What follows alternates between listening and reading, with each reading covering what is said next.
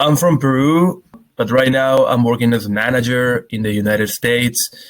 And yeah, I'm just in the food industry. Food industry. Are you in California, right? Yeah, California. Awesome. So, Eduardo, why did you decide to start working with me? Well, when I came here, I struggled a lot with my pronunciation. People didn't understand me. So yeah, that was like a really pain in the ass. I remember even once I couldn't even call an Uber because I mean the tax driver didn't get my instructions, and that was so frustrating.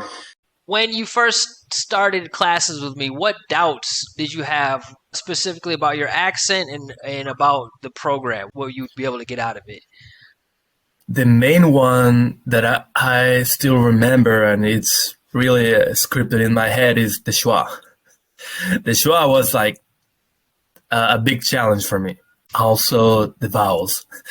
We struggled a lot with vowels, if you remember. There are certain sounds that you can catch in English if you speak Spanish, but not everything. And I remember working on the schwa and the vowels with you, but I don't remember more of a struggle than usual. But it is a big adjustment to tune your ear and hear those things differently because, like you said, it's really far away from Spanish. I'm going the other way, so I try to use the schwa in my Spanish, and it doesn't work very well. I bet, yeah, we don't have that. Yeah. Now you're to the point where you can basically guide yourself, and I'm sure have you helped explain pronunciation to other people that you know that aren't native speakers? Yeah, for example, my bartender, the other day he was talking with some customers, and I remember he was struggling with the word twist, and he was like, twist, twist. And I was like, hey, man, you gotta say twist. But there's an E. No, it's twist. And yeah, sometimes I do that. Wow, wow. I mean, that's one of the more challenging sounds to talk about the difference between I and E. So I guess you're definitely a top level pronunciation instructor now, man. That's a difficult Yeah, one to it's jump like into. Josh soul possesses me. And I was like,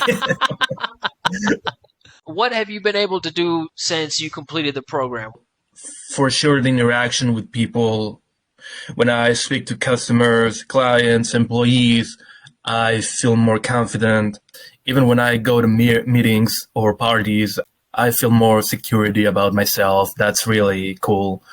I mean, I'm not afraid to speak with somebody anymore, which Yeah. is And you really told me awesome. a story recently where you needed to really kind of project your voice because you were in a situation that was not only kind of like emotionally intense, but also had like a lot of background noise as well.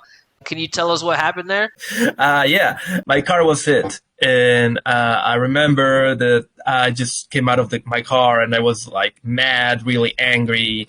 And this guy didn't want to pay for what he did. And I started yelling at him like, hey, what the man? What's your problem? And yeah, definitely.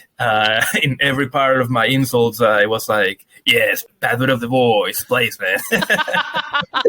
So even with all the cars zooming by, he still heard you clearly and there's no communication barriers.